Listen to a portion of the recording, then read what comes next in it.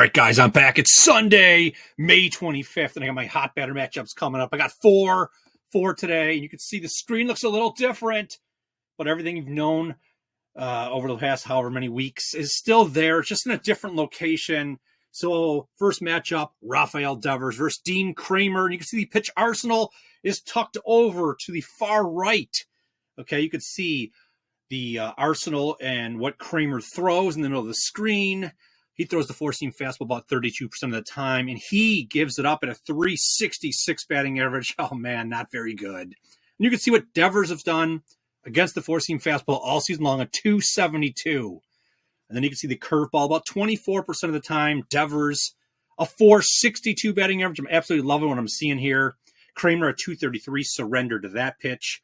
Then the split finger, 22% of the time, Kramer giving it up at a 391. That's not good, but it's good for us, right? Rafael Devers, who hits the split finger on the season at a 667 rate, albeit a very small sample size. You get the gist of what I'm trying to say. I think this matchup's absolutely amazing. You got Devers has recorded a hit in 11 of his last 14 games, and there's history between the two, significant amount too. 16 at-bats, 6 hits, a home run, a 375 batting average, Devers versus Kramer. And when we talk about that launch angle sweet spot, Devers ranks number 15 in the MLB. Again, hitting the ball when it comes off the bat between 8 and 32 degrees yields the greatest opportunity to record a hit. He's doing it 42.1% of the time. That's absolutely amazing. And then on the screen here, I put some, I looked at Outlier, and you could see how he has performed over certain time periods. If you're looking at just the hits to go over 1.5, 16 of his last 20 games, you have Devers reaching that. So if you want to use him in a little hit parlay with someone else or someone else or someone else on top of that, no matter how many legs you want, I think this is a good piece right here. But if you want to be more of a individual, just take your, hits, runs, RBIs to go over 1.5. The odds aren't out yet. I'm just saying that these are some of the things that are available. And the hits, runs, RBIs over 1.5. He's hit this in 6 of his last 9 games. If your thing is just say, I'll take him for over 1.5 total bases, he's been on fire. He's hit this in 5 of his last 7. And if you're someone just says, I'm just going to play him for a run, 6 of 7 games that he has achieved at least a run. So there you go, Rafael Devers. My official plays will always be in the pinned comment once the odds come out, okay? So moving on to the next player here, Trea Turner versus Gunnar Hoagland. And you could see the arsenal again over to the right side. Four-seam fastball, he throws it 39% of the time, a 286 batting average given up. And you got Trea Turner just annihilating the four-seam fastball at a 364 rate. And you can see the sweeper 26% of the time, the sinker 20% of the time. He's basically a 3-pitch pitcher. His other pitches are very minimal. And you can see he does not command them very well. Sweeper gives it up at a 333 rate. His sinker gives it up at a 500 rate. And you can see what Turner does. He just destroys the sweeper at a 400 rate on the season and so on and so forth. You can see. And Turner, he's been hot. He's at least recorded a hit in 17 of his last 21 games. There's no history between the two of them. But when you look at the launch angle sweet spot of Trea Turner, 34.6. So that's pretty respectable. Ranks number 117 in the MLB out of like 250-something, 260. And then when you look at him, if you want to look at his hits to go over 0.5, he's done that in 22 of the last 27 games. He's achieved the hits, runs, RBIs over 1.5 at 7 of his last 10 games. Bases, total bases over 1.5, 4 of his last 5 games. Runs over 0.5 at 7 of his last 10. And then a single, he achieved a single in 16 of his last 20 games. So there's a lot of options there. So when the odds come out, if there's one that kind of doesn't look so attractive, like say is minus 170 or minus 150, and you're like, I don't know about that. But one of them, he's hitting really well on, and it's like, say, plus money or a minus 110. That's why I kind of offered up more specific ways to use this player. Like I said, I think that he's got a great opportunity with the matchup he's going up against for today.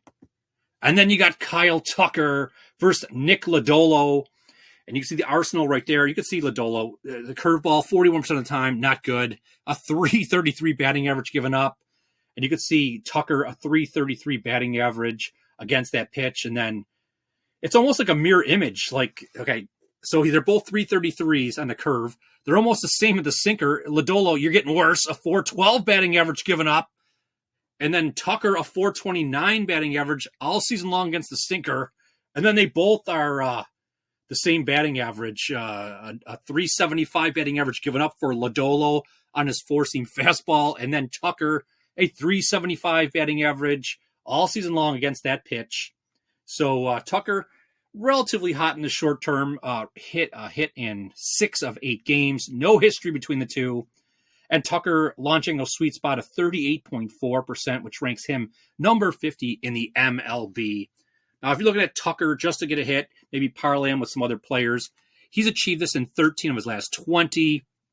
Hits, runs, RBIs, over 1.5. He's done this in 6 of the last 10. Bases, I'd kind of stay away. He hasn't had much success over the last 10 games doing that. But runs, getting a run, he's done that in 4 of his last 5 games. And him, to just achieve a single, he's done that in 5 of his last 7 games. So I absolutely love this opportunity to target Tucker against his matchup with Lodolo. And then finally, the last one I want to focus on here is Shohei Ohtani versus Senga.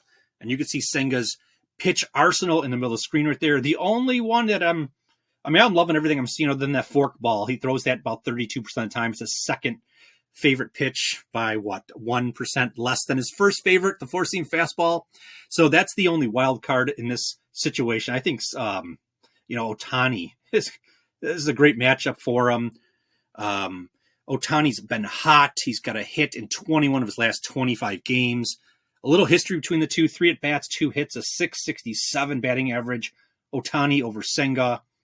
And then Ohtani's sweet spot launch angle, 37.7, number 64 in the MLB, and staying in those ranges. When you get that batted ball event in those 8 to 32, that ultimately yields the greatest success to record a hit. I'm loving what he's doing there. And then if you're looking at Ohtani's way just to record a hit, he's done that in his last 16 times. And then hits, runs, RBIs, 7 of his last 10 games, he went over the 1.5. Bases, the over 1.5 bases, 6 of his last 10 games. And then runs, he went over that in 7 of his last 10 games. So absolutely love all 4 of these players. Now, like I said, the odds aren't out. Okay, so I'm going to put in the pinned comments the ones that I think are the most, beatable or winnable, or the ones that I like the most, okay, to, go after, if you will, for today's slate. All right, the only other thing is, if you could be so kind to hit that like button, I'd really love that. Hit that subscribe button if you haven't done that, and put a W in the comment section, because you know why. And then also, let's get to the other good batter matchups. And you can see we got a bunch of them for today. Again, it's always the batter who has at least a 300 or higher batting average versus the pitcher historically. And you can see, and also they want them to be hot right now. They want to be, no, I want them to be hitting. And I've checked and made sure that they've been hitting. So here are the list of them right here. Bobby Witt Jr. against Bailey Ober. 22 at-bats, 11 hits, a home run, a 500 batting average, large sample size, and you got Witt Jr. on a 5-game hitting streak. Okay, not too bad. Brandon Lau versus Bassett, 11 at-bats, 6 hits, 2 home runs, a 545 batting average. Lau, 9 of his last 10 games with a hit. Then you got Mookie Betts versus Senga. 4 at-bats, 4 hits, a home run, a batting 1,000, and Betts at least a hit in 6 of his last 9 games. Then you got Marcell Ozuna, the Big Bear, taking on Dylan Cease, 8 at-bats, 3 hits, a home run, a 375 batting average, where Ozuna has at least recorded a hit in 8 of his last 11 games. Then you got Matt Olson versus Dylan Cease, 8 at-bats, 3 hits, 1 home run, a 375, just like Ozuna, except Olsen has at least recorded a hit in 6 of his last 7 games. Then you got Ronald Acuna Jr. Welcome back. I mean, wow. 2 games he's played since he came back, and he's had a home run in each game. So he's got a great matchup against Cease as well. 4 at-bats, 3 hits at the 750 batting average. Acuna, man, like I said, just 2 games, right? But he's 2 for 2. Then you got, finally, Vinny Pasquantino versus Bailey Ober. You got 9 at-bats, 3 hits, a 333 batting average, and Pasquantino is currently on an 8-game hit streak. So there you go. The other good batter matchups to consider. Just want to say I absolutely love every single one of you guys, and I'll just talk to you guys tomorrow.